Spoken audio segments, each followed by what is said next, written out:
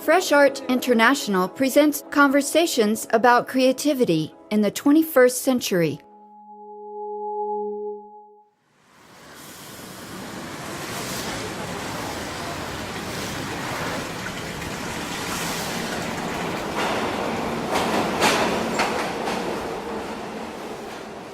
I'm Kathy Bird. This is Fresh Art International.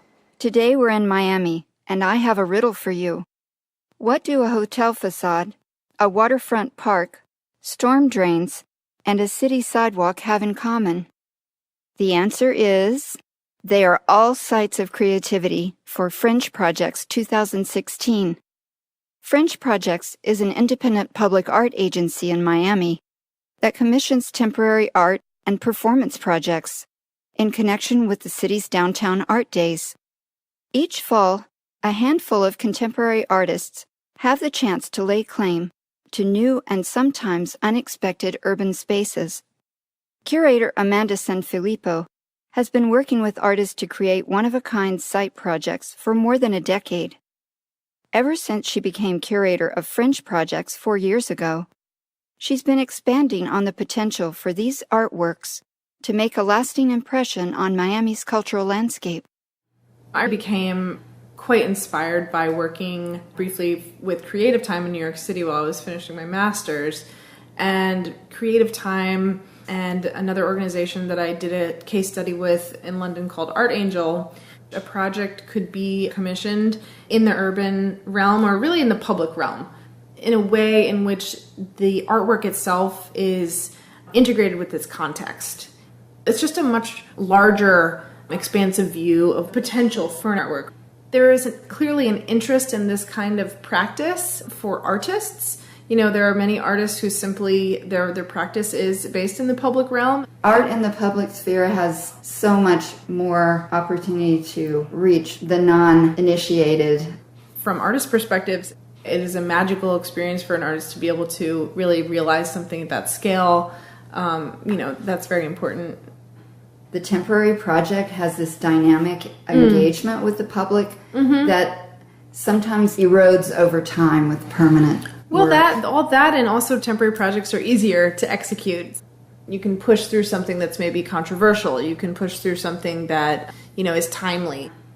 Related to current events. Yeah. Your party has nominated a woman for president. Current events getting the most attention in this part of the world are hurricane season, sea level rise, and the 2016 presidential election. That's what's so great about these temporary artworks. Every year, selected artists can explore ideas at different sites. So far, all within a mile of the Miami Center for Architecture and Design. When you sent the call and got the proposals, were there certain landmarks of our downtown or our city that artists were drawn to expose or respond to? You're bringing up something really important to Fringe Projects, which is that part of the application is asking an artist to propose the site. So that's a very unusual way to work with an artist. And it's very unusual for public art as well. So allowing the artist to propose that site, that's what makes it so interesting, is they're all over the map. We were talking, it is an accessible area. It is accessible via the public transportation, the Metro Movers, which has been a real treasure to really integrate.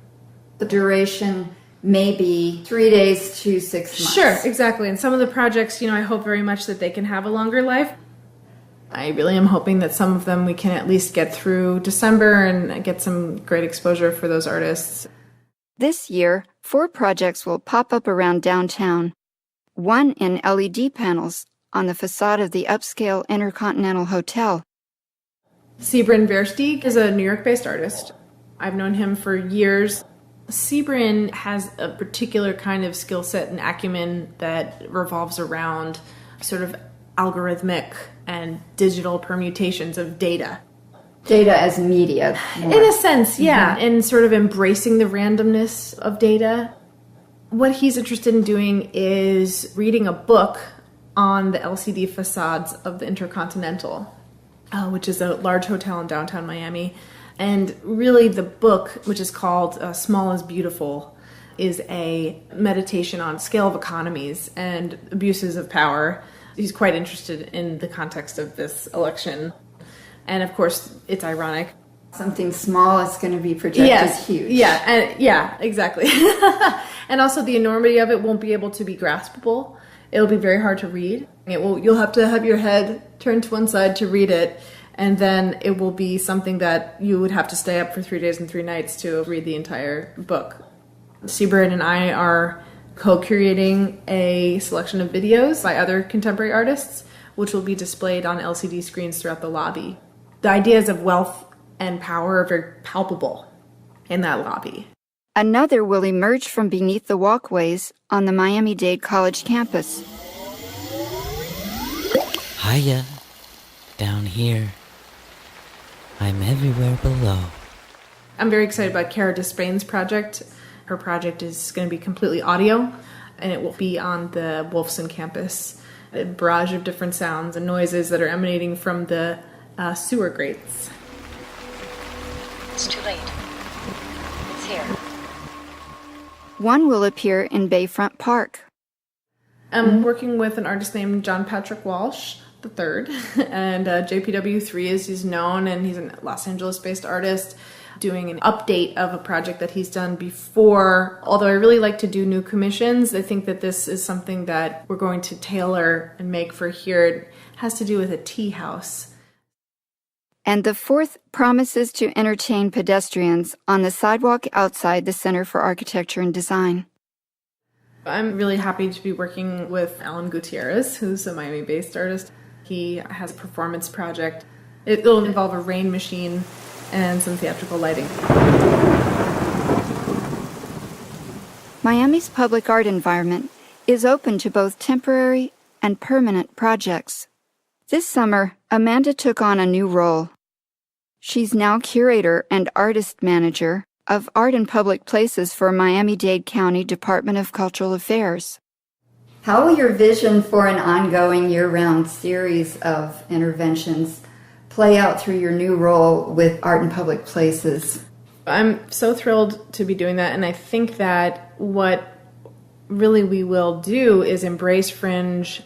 Fringe is really independent, but it is supported by the county to a degree, so I think that we can bring it in-house in a sense and think of Fringe as that branch of Art in Public Places that is temporary, that is intervention-based, and enrich the scope of what that program can do. And hopefully it will thrive and grow and have the potential for other partners. And I also hope through the county to mount public art initiatives with institutions in town and working together to do that, both supporting them with funds and supporting them with expertise and being able to create some big things together. So it's terribly exciting. It's very exciting. Congratulations, Amanda. Thank you.